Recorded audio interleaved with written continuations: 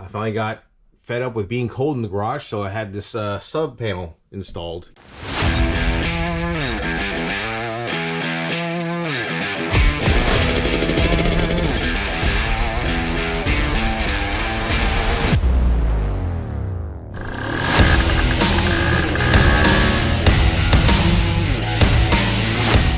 What is up, guys? Welcome back to the channel. If you saw my last video, you'll notice that I finished that Stella 150 motor over there. So I figured since we have some downtime in the shop, we'll go ahead and fix a few things. Starting with my 1979 Serveta Jet 200 here, the Performer. So if you actually watch the build series on this bike, I had to steal the clutch from my TV 175 to place it in here in order to make lammy jammy. So now it's time to actually put a new clutch in it, because I have no idea what kind of condition that clutch was in. But it's been great so far. No real issues. The only other quirky thing is that whenever I'm cruising in fourth gear, I can easily pop it out of fourth and it'll go into the false neutral position, which is between third and fourth. So while I'm in there, I'm going to go ahead and see if I can figure that out. But yeah, guys, if you're ready, let's get started. All right, guys, in order to get the kickstart cover off, I need to remove the panels, the floorboard, the exhaust. So yeah, let's start with that.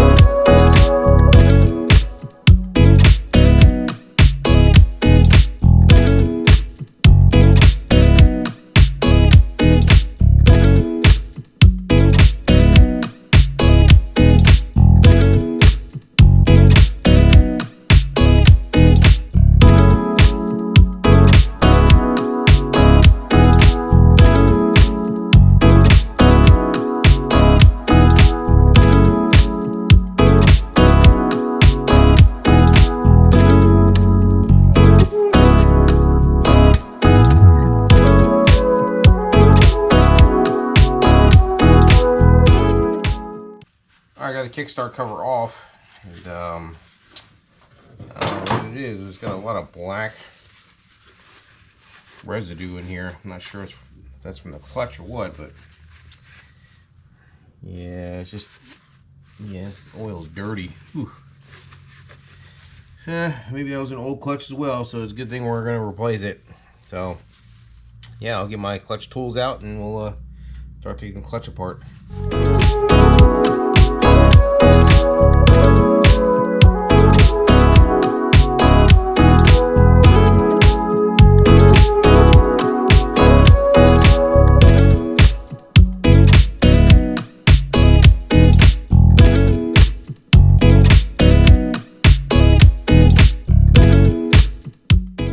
Alright, I got the clutch completely removed.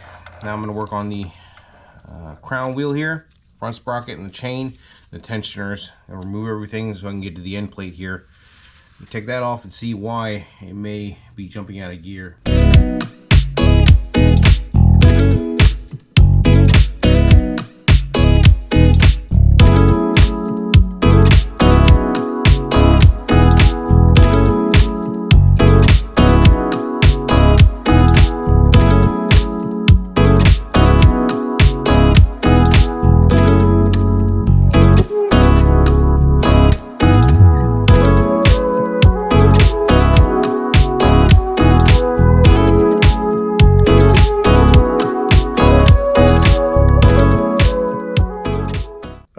The issue is, I think I had the cables way too tight, and it was preventing the dog from actually going all the way to fourth and staying there easily.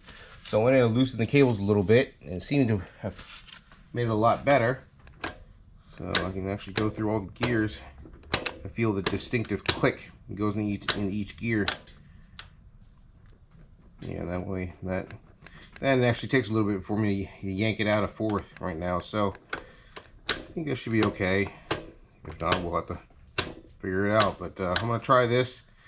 Of course, with the new clutch and everything, I'm still cleaning out the old clutch residue from the case here. It's pretty nasty. So I think I got most of it out. But yeah, I'm going to adjust the cable a little bit, and then we'll go ahead and put it all back together, and hopefully that fixes the problem. Alright guys, so it's actually a few weeks later after the Christmas and actually it's New Year's Day now. I finally got fed up with being cold in the garage, so I had this sub panel installed. Actually, I didn't have it installed, I installed it myself. But it's feeding off my main panel here, off a 100 amp breaker. The purpose of this thing is mainly so that I can have a mini split installed right there on that section of the wall right there. That way I can stop freezing in the winter and sweating in the summer. I also had a couple more outlets put in. There's going to be a 240 for the compressor here, the swirl compressor I have. And then I already have another one here, which I usually use for my welders. And I also put some outlets up there for the lighting in the garage. So, yeah, another thing that I kind of picked up and learned on my own from watching videos. And I have a lot of electrician friends that were able to help me as well. So, I'm waiting for the mini split to show up. As soon as that gets installed, I can probably make more videos for you guys because it won't be so damn cold in the garage. But anyways, yeah, this is what is taking me so long to finish this little project. But now this is kind of done, and we're just waiting for parts. We'll get back on the Performer repair here. All right, first thing I'm gonna do is put the Christmas tree back into the case. There's a shim on the end of the Christmas tree here. Make sure that's still there, and simply push the Christmas tree into a needle bearing in there. That's good to go. Okay, next up, I'm gonna be reinstalling the gears. Now the gears, I'm gonna reinstall in the same order I removed them. So this little one first. I haven't quite learned how to stack these gears yet. It's just a matter of time, but it's probably the same principle, I would say. Yeah, it's way more complicated than a Vespa one. So I will learn how that actually works on another build, and I'll show you how to stack these gears later on. But as for now, like I said, I'm going to reinstall these guys in the reverse order that I took them out. So starting with the first one, that guy in there, line it up with the Christmas tree.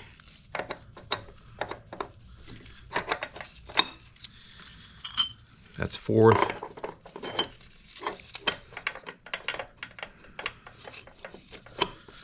Third was second, and first.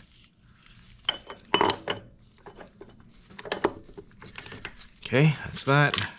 The shim that goes here, another shim that goes here in the middle, and then there is another needle bearing that goes on the end there. All right, so that's good. Next up, we'll be reinstalling the end plate. So on the end plate here, there's a shim here. Make sure you don't lose that. Okay, in the case, you see a dowel pin here and a dowel pin there. Make sure those are still there, okay? And it fall off when you remove the end plate. So I'm going to slip this guy back on. Line everything up. It'll just go on.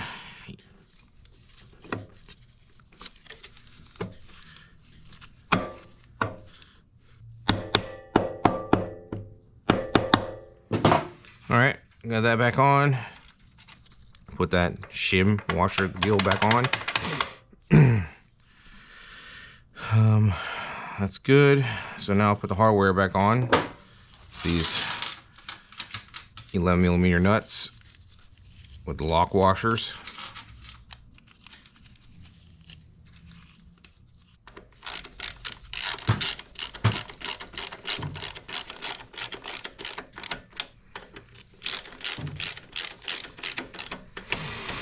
Alright, got these guys snugged on with my ratchet here. I'm going to torque them down. The sequence is from 1 to 6 clockwise. Okay, starting with this one down to here. So they're 10 foot-pounds each.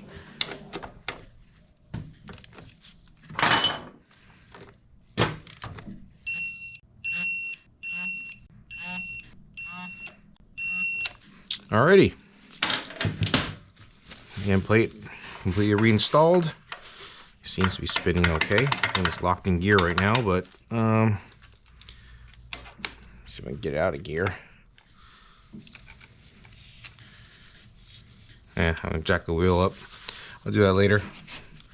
Okay, now let's move on to putting the crown wheel and the clutch and all that stuff back together. You can completely take this stuff out and apart, the clutch spider and the crown wheel apart, but and replace those two bearings in there. I've already done that, so I don't need to do it again. But that's good there. So you want to put the chain onto the front sprocket and also the crown wheel, and slip both these guys on at the same time. Like that, okay? Let's get it slipped out of there. Make sure that's in there. Yeah, that's good. All right, now that I have the crown wheel, the chain, and the front sprocket installed back into the case, we're going to secure everything. So you're going to put this little locking washer thing back in. Okay, you can see I already knocked this side down to contact the nut, so it won't back out. So this time I'm going to knock that side down to lock the nut down. So I'm going to put this nut back on. Okay, that's good. Now on the front here, this is actually the push drive. So make sure this goes on like that. Okay, you can have it on different positions, but then rotate the chain so that it'll go flatter down. Next we have the spring, and we have this guy here. So this guy here, make sure the teeth are okay and they line back up like that. Okay, so you can put a spring there, line the teeth here, and just eyeball it, and put the bolt through. All right, you want to use your 13mm socket and tighten it by hand. Make sure that those teeth are lined up.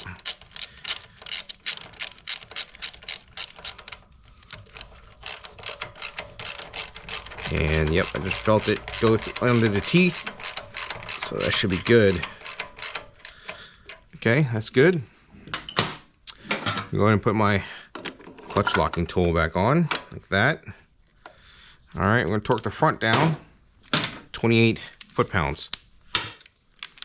13mm socket.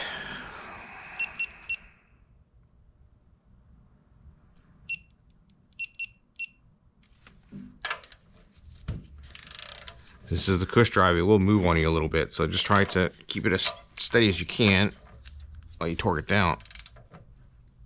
Yeah, you can feel that spring moving forward.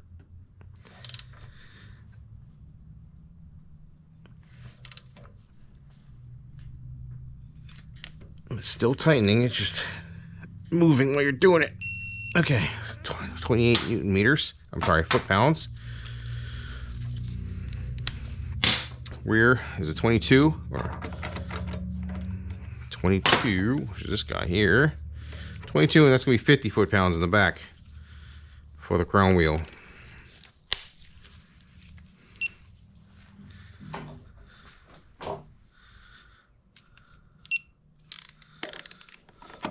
This one back here is not going to move.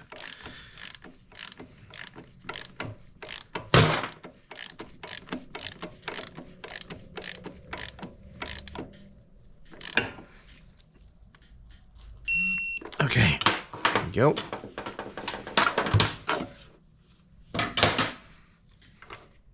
Okay, like I said, I'm going to knock this side of this locking tab down to contact the nut. That way it won't back out.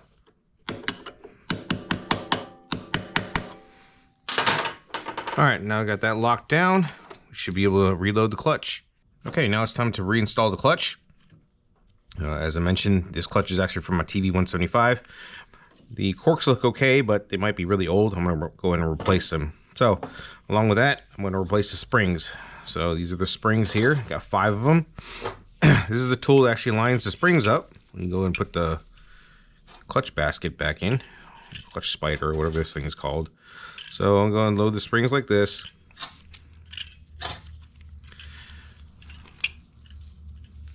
Okay. Put this guy on. This.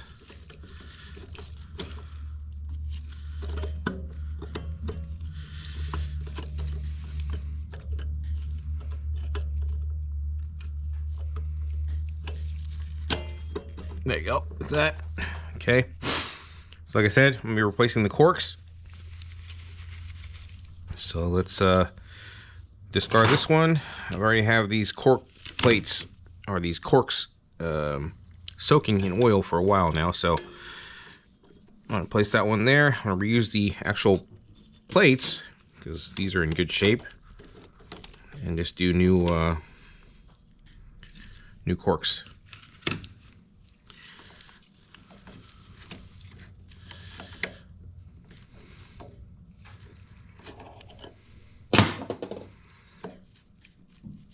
before I get too far along, I'll go ahead and install my clutch compressor tool.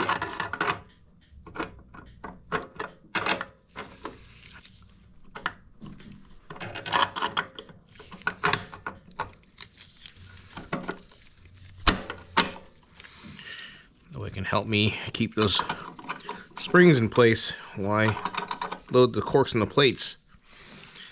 Alright, let me get some 10mm nuts. I'll put them here, here, and here, and here, and then we can continue with the clutch loading process. Alright, now I've got my clutch tool installed.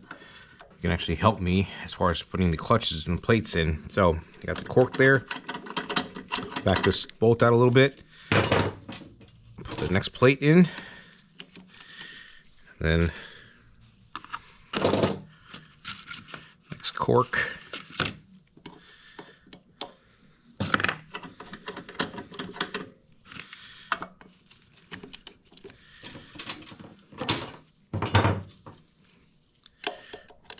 Plate,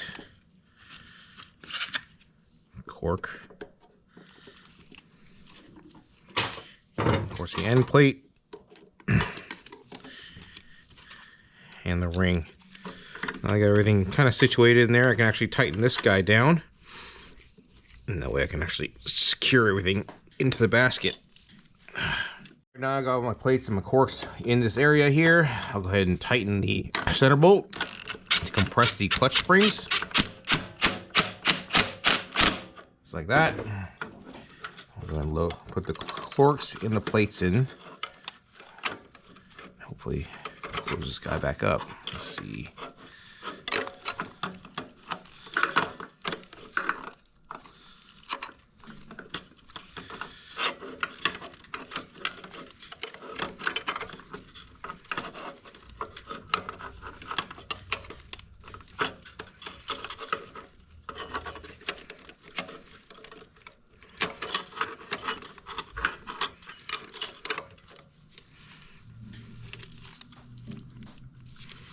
Okay, good.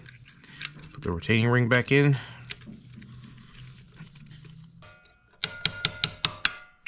There you go. Alright, got my tool removed. Again, double check that the springs didn't pop out of the little cups in the spider, and also the clutch basket. I think that's what those parts are called.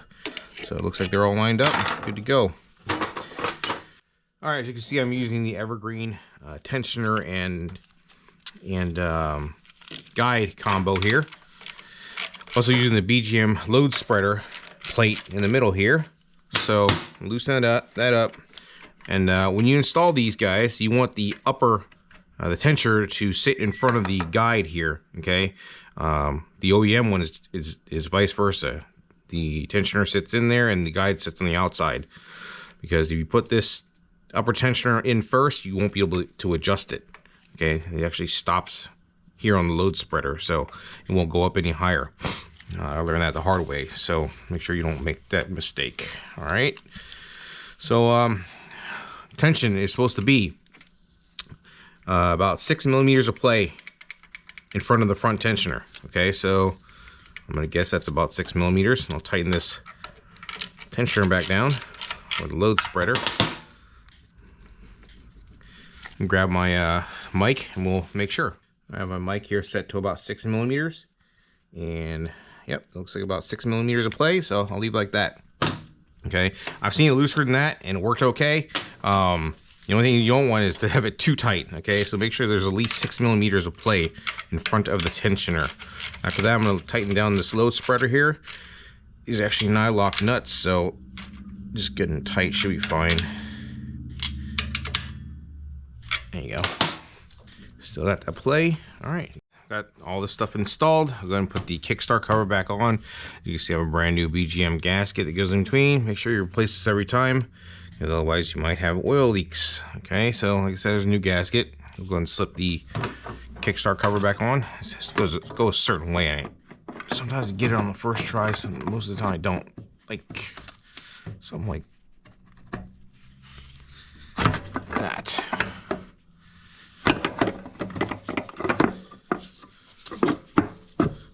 There you go. Kind of goes in like this, and you kind of have to wedge it to get in front of the sprocket, or over the front sprocket. After that, that's all done. Go ahead and put all the 10mm nuts back on with wave washers, and you're torque them all down to 3.6 foot-pounds.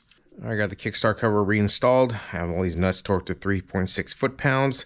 I'll go ahead and reconnect the clutch cable with this tool here.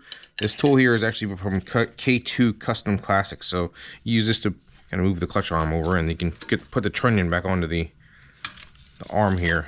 Let's see.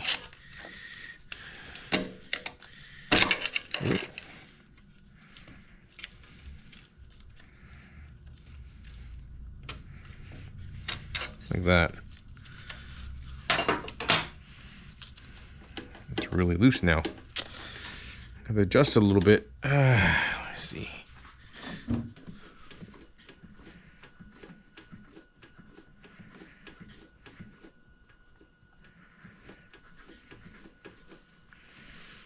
Interesting.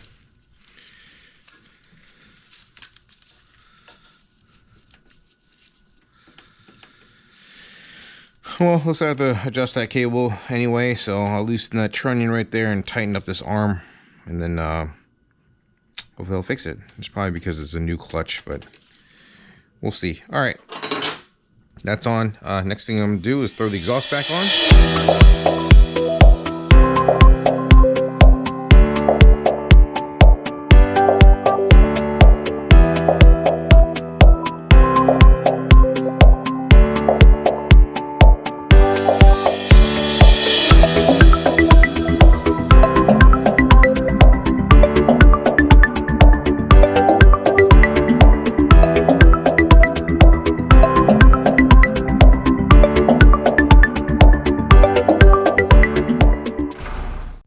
Alright, I got the exhaust completely bolted back on.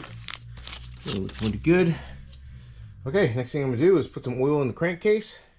Alright, I'm going to put the drain bolt back in.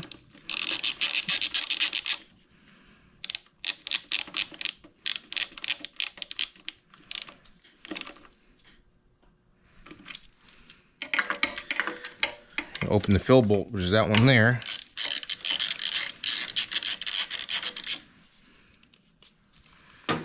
I'm also going to open this breather. I'm just going to dump oil into there. As soon as it starts dripping out of there, I know it's full.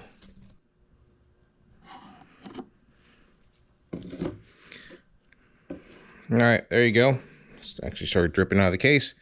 So now I know it's full. Alright, at least from here to here has gear oil in it. So you should be good to go. They actually sell sight glasses or whatever for these things, so you can actually see if the oil's low. But I don't have that. This is perfectly fine. I just keep checking it.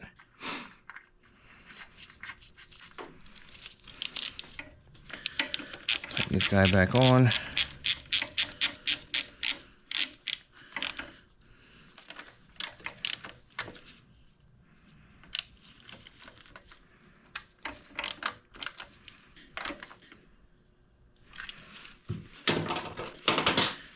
Okay, good to go. So the last thing I'm gonna do is throw this floor panel back on, and then that's it. This job's done.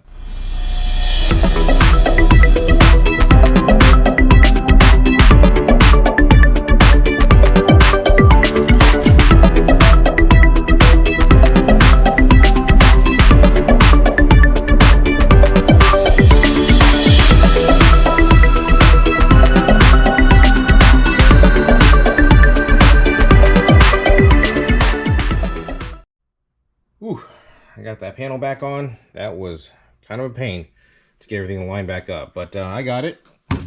Everything's looking pretty good. For now, everything is done. The main goal for this repair was to really replace the clutch and also check out the jumping out of fourth gear issue. So hopefully I fixed that. The next step is to take it out for a ride and see if I did. But yeah, guys, with that new mini split system going in, I won't hate working in the garage when it's extremely cold or extremely hot. And that way I might be able to put more content out for you guys. So yeah, guys, that's gonna be it for this video. If you guys have enjoyed these videos, please don't forget to like and subscribe. I'll catch y'all next time. Have a happy new year.